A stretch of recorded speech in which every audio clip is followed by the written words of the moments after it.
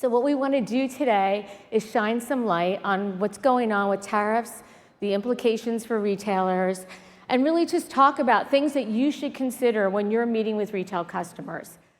So my first thought when we were meeting about this is a lot of retailers are saying, if I don't have to make the decision right now, if I can reliably postpone it, I'm postponing. But starting with the continuity of supply, I'm looking at, okay, well, what do I have in my pipeline? What do I have in process? What flexibility do I have with that? Can I speed it up? Can I slow it down? Can I cancel it if I need to? How much space do I have, which is relevant to this group? And having been a chief supply chain officer through COVID, you're going to see swings. So right now we're front loaded. There's a lot of space being used right now, and later that's going to fluctuate. But how much space do I need to cover my peaks and valleys during that time? So we're looking at reforecasting, anticipating softer demand. So the back half of this year, we will have a lot less inventory. We're cutting back on, we're trying to support our core businesses while cutting back on underperforming categories and brands. The post-COVID hangover really hurt, and I think everybody still thinks about having too much inventory and working with you guys to find additional space at the last minute.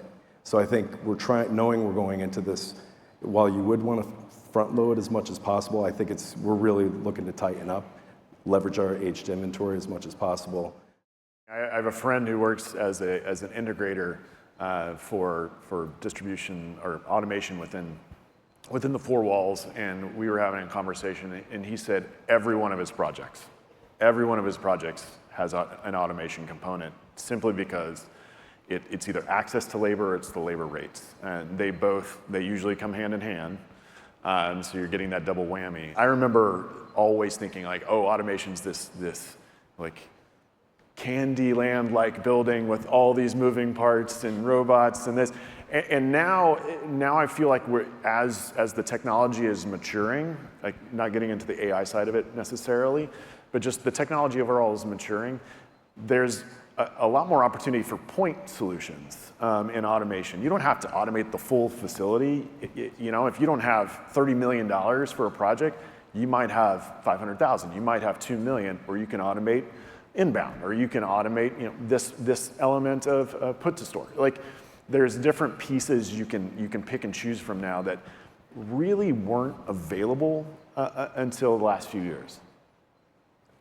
Yeah, I started off my career at Manhattan Associates, so I've designed some highly automated facilities. I mean, some of the things I think about just from a metrics perspective, and this is over 10 years ago, we launched a building that quadrupled productivity in a scalable way so we could actually shift it out on a third less labor. So, you look at the cost of labor has gone up since COVID. We are talking to you guys about, we want to be close to ports, we want to be close to parcel hubs and such, so these ideal situations, but we need, in the end, over half of your cost is going to labor. So you're looking for these markets that are not big markets, and we all are looking for that. So there's a competition that's going to bring labor rates up even more. But one of the things that I see now, I think, going back to the COVID part, is we need flexibility. We really are pushing for that, which kind of helps the 3PL part of it. And if you ever talk to 3PLs about putting a unit sortation system and cross-belt sorter in there, they're like, well, sure, if you're going to pay for it.